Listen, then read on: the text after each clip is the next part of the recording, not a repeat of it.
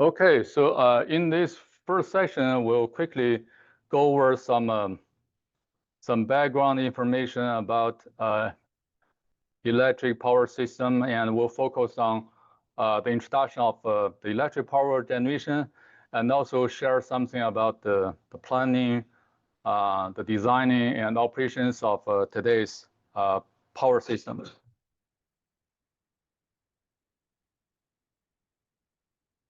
This figure gave you the trend of the utilization of the energy resources for electricity in the past 73 years, because this is describing from 1950 to 2023. So for almost half century, actually longer than half century, the coal has been the major resource of generating electricity. So until maybe 2005, and the utilization of coal for generating electricity reached the peak. And then you see, this is basically talking about the US, not the other countries. So then the US started retiring the coal-fired power plant, and meanwhile, it just increased the natural gas power plant. So later when we talk about the detailed principles, so we know why this is like was decision made at that time. So this red color indicates nuclear. Nuclear starting become flat. It doesn't change too much if you compare the size to maybe 20 years ago. They basically stay about same. But I don't know, maybe in the next few years, there may be a slight increase in nuclear. The main reason is because of the quickly increase the load from a data center. The data center has been a very huge, large load, and they need to have very reliable electricity supply. But usually they are located in some area far from populations, so you have to build new transmission infrastructure, so that can impact the existing power grid and change the distribution of the load, the customer. So some large company like Microsoft or Google, they're considering, or maybe they're already moved forward to build a new nuclear power plant. It can be a conventional nuclear power plant or macro scale power plant, so to provide more reliable supply of electricity to their data center, because AI training or AI load will become very quickly increasing load. The green is renewable. But in this figure, the green include all type of renewable, including the hydroelectric power, wind, solar, and other type of renewable. Okay, so if we show the pie chart, so today, let's say if we talk about 2023, maybe 2 years ago, the natural gas will be the number one resources for electricity generation in the country. Number two will be nuclear, then will be the coal. Okay, renewable hydro take 6%, and the other renewable, including wind, solar, and also there are other new type of renewable, they take about 17%. So that's today's generation of electricity. If we map those colors into the map of the US, so color may be slightly different because we have to use the green to indicate green and yellow to indicate two different type of renewable resources. Like green indicate wind, and yellow indicate solar. The coal is still a dark gray or black. Natural gas is brown, and nuclear is dark red, and hydroelectric use just blue. You can get an idea on where those resources are, how the electricity is generated in different areas. So for example, we'll stay in Tennessee, right? And Knoxville is probably here. You can find a nuclear. There's a couple of large nuclear power plant. And also the dark color is coal. We also have coal-fired power plant. And also a lot of blue dots indicating we have the hydroelectric power plants along the Tennessee River and its branches. For the entire southern area, you see a lot of small dots of yellow, which means the solar power is largely utilized in the southern area. That's also the same case of the southwest area. You see California, Arizona, they have a lot of solar power.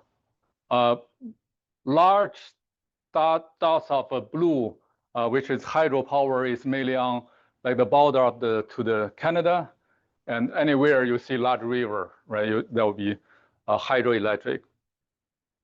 And what is interesting is if you find wind is mainly in this area, in the Midwest. Okay, so because there's a very rich resource of wind. The next map we're going to see is where customers are. This is from the outer space. So for the other type of resources, it match that map very well, but the wind is very different, right? Wind stay in the Midwest area, but in the Midwest area, there are not many people there. So if you want to use wind to generate electricity, you have to figure out a way to deliver electricity to either to the west or to the east. You have to build a long transmission. And this is today's transmission network. So in the eastern side, the power network is very dense. The highest voltage can be 500 kV. There are a lot of high voltage transmission. It's a very dense grid. And for the western area, because it's a Nevada state and a lot of desert there, so the transmission network is like a ring surrounding Nevada. So, and in the Midwest, there's not many high voltage transmission. Okay, so it will be interesting to compare those three maps together to get an idea on where electricity generated, where electricity utilized, and how the electricity delivered. I hope by the end of this this class, you will have a big picture about what today's power system is and what challenging problem we're going to face. Next, let's show some the curves about the loads, and then we talk about the generation. So assume this is the load curve for 24 hours for one city area. I show two curves, one is for summer, the other for winter. So what can we guess by looking at those two curves? Do we know where this city is? Yeah, it has to be some cooler area because the winter load is higher than summer, right? So it cannot be Arizona. Otherwise, the summer will have higher AC load. So this is very likely to be a cooler area. But if we only talk about one curve, this is a very typical load curve we can have, because if you take a look at the one peak hours will be around 12 o'clock, right? That's most of people are already awake, and they will stay for the daytime until maybe 8 p.m. The curve will go down, and around 4 o'clock, most people are actually sleeping, so the load is minimal. So we have the peak hours from maybe 2 to 4, and we have the minimal load around 4 o'clock. So summer is about similar case, right? Sorry, winter is about similar case. All right. So another thing we can find from the load curve is definitely they only represent two typical days, one in summer, one winter. But if you can find the load curves of all days, all 365 days, you can find there may be some load which will be there all the time. Like for example, this 6 gigawatt load. Any load curve will be above 6 gigawatt load. So what that means, this one will be the basic load or base load. Base load means the load is there maybe for almost 100% of time. So we call it a base load.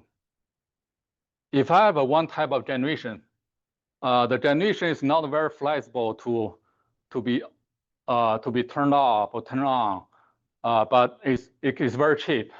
So I need to use that type of generation for baseload. I just only need to keep that generation on all the time, right?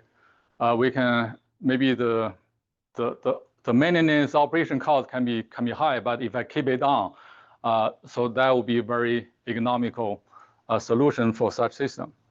But also there may be some other type of load. They just appear at a large percentage, but not 100%.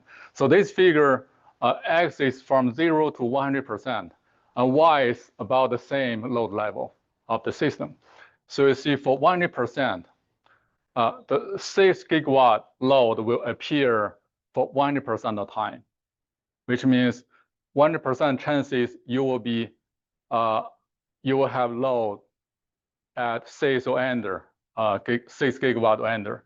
But above 6 gigawatt, the percentage will decrease from 100%. For example, for the whole year, you have 9 gigawatt load. That chance is only maybe 70%.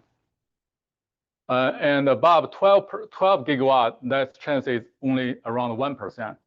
So we can categorize the loads of the entire system into 3 types: the base load, the intermediate load, and peak load.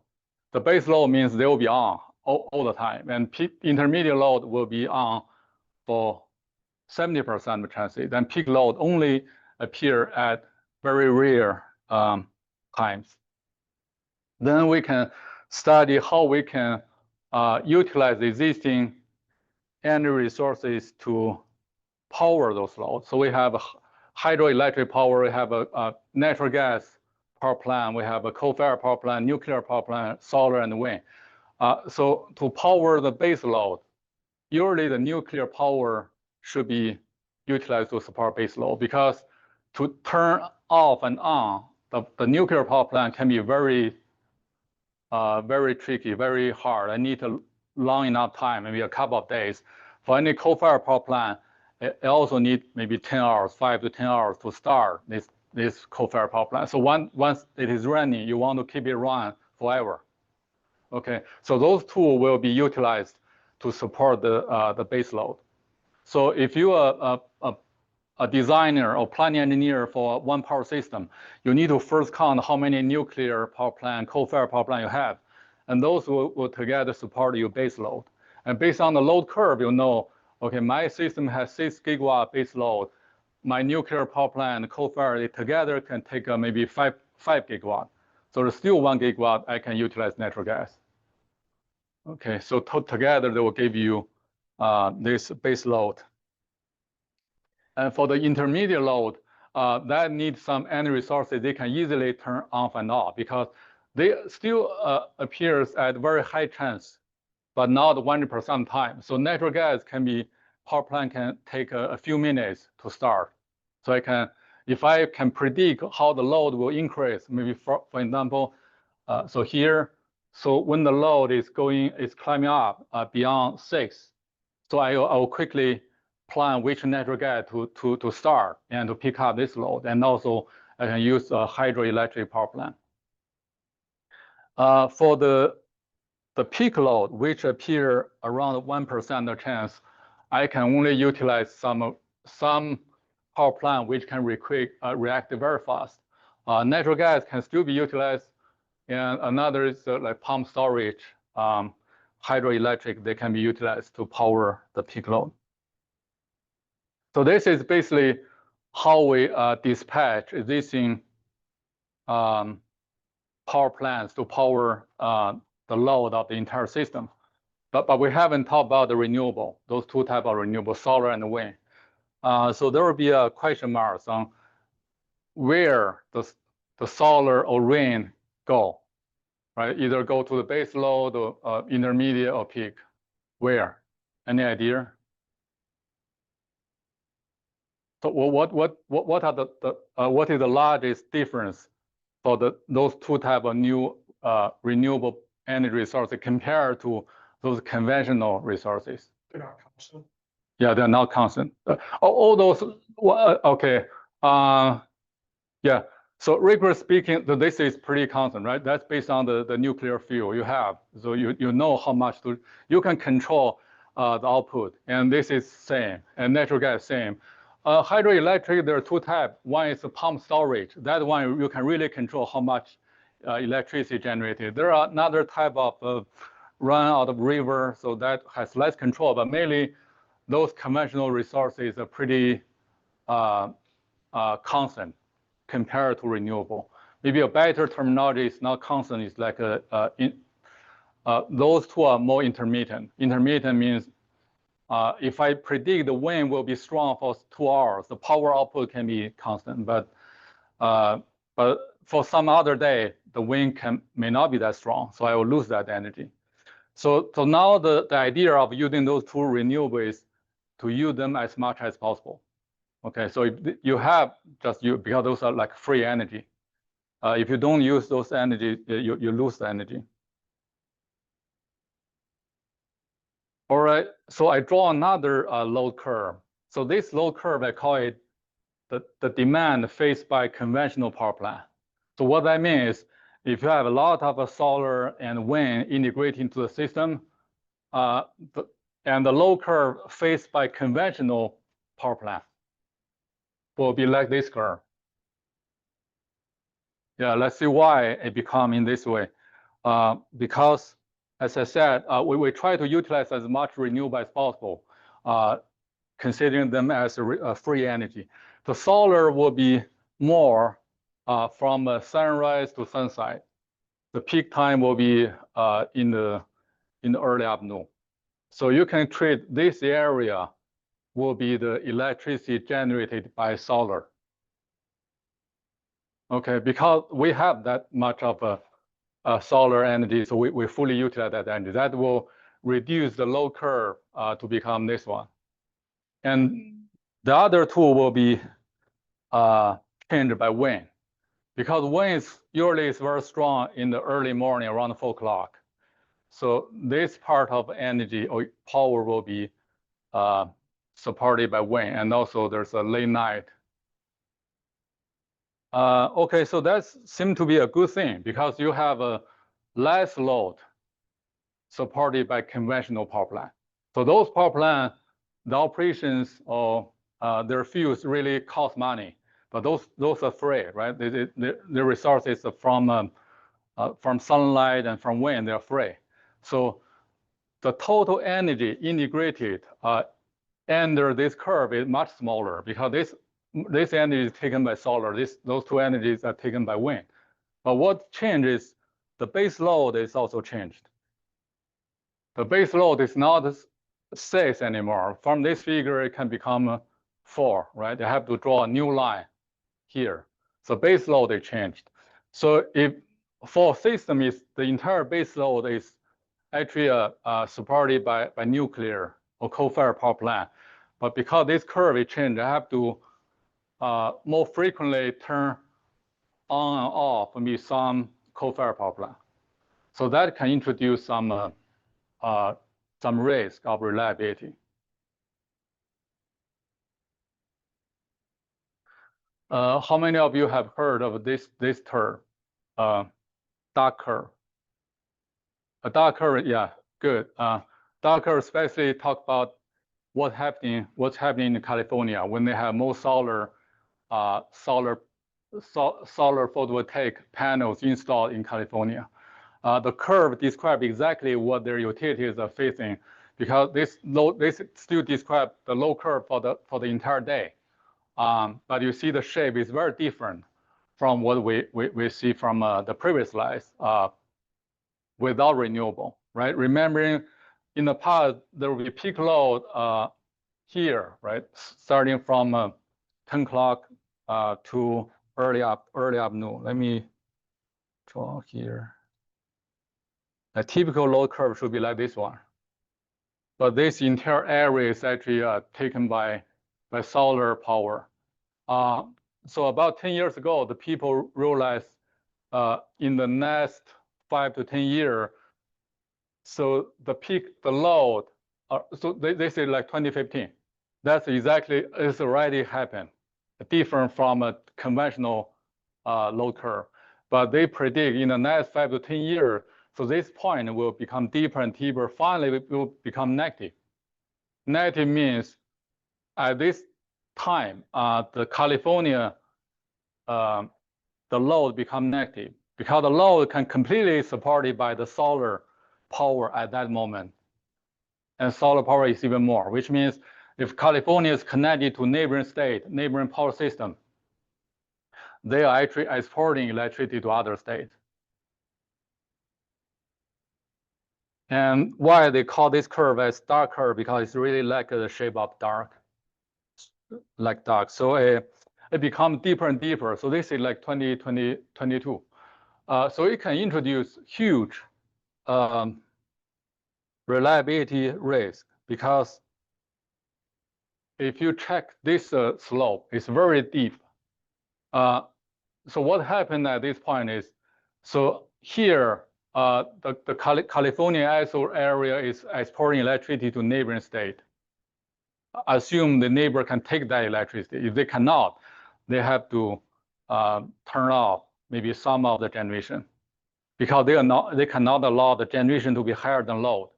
But at this time, and then suddenly at 5 o'clock, and it will quickly, the load will quickly go up. Because why? Because that's around the close to the sunset time, and the solar radiation is largely decreased. So they have to have conventional generation to pick up the load when the solar declines. So this slope can be as high as 10 gigawatt in 3 hours. So that is already higher than most of the conventional power plants. So the fastest speed to ramp up the generation. So they have a lot of challenge. So they either have to keep those conventional generation running all the time. They keep certain, like a natural gas power plant running all the time, but they are not generating any electricity, it's just running a motor. And when they at this time, they just quickly generate electricity from those units. So although you can consider renewable as free energy, but the conventional generation, they also need to run. They cannot just be turned off. Otherwise, they cannot just increase as fast as this line. Another solution is they have to build a lot of battery energy storage. The energy storage through power electronics, they can quickly support the load if they have enough energy saved in the battery. So from this example, we know renewable energy is not free. Although the wind and the sunlight are free, but to generate electricity from solar and wind energy is not really free because it has the integration may introduce some additional reliability cost.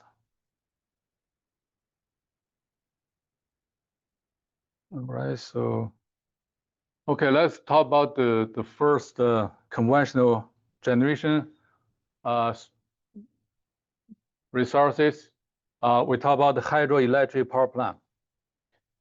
This is the Norris Dam hydroelectric plant located in the about 25 miles the north of the Knoxville. So if you drive on 75 to the north, you will see this this Norris Dam plant that now is become state park.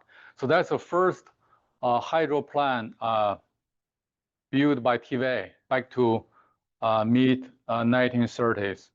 So it has operated for almost 100 years, in 90 years. So the principle of generating electricity from the hydro power plant is you have the water here, right, at certain elevation. So assume this height is h, and the water will carry potential energy. So when you let the water flow through this channel, which is called a penstock, it will have some speed and will become kinetic energy. Will turn the turbine and the generator and then generate electricity. So that's the principle is very simple. So if you go inside of the power plant, you will see a lot of generator. And the generator is placed, the axial is vertical. very different from other type of generator. So later when we go to the generator modeling session, we talk about this generator will be the ceiling pole rotor generator. And for the steam turbine, the gas turbine, so the generator will be a round rotor generator.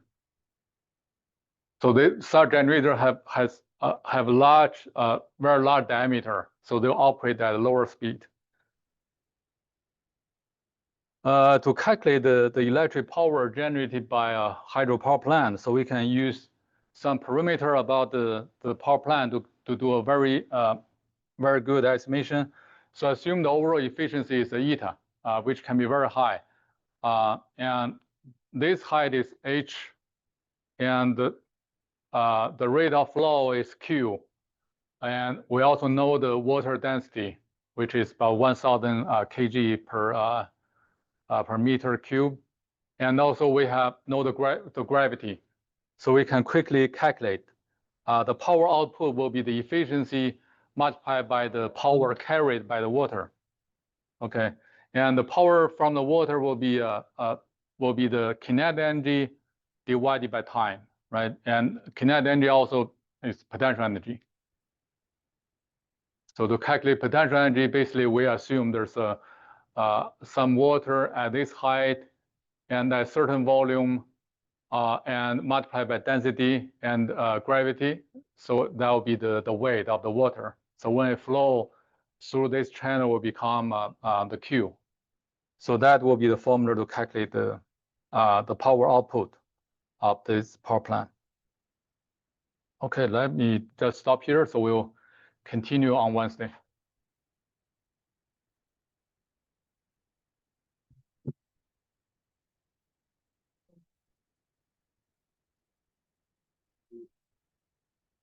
Oops.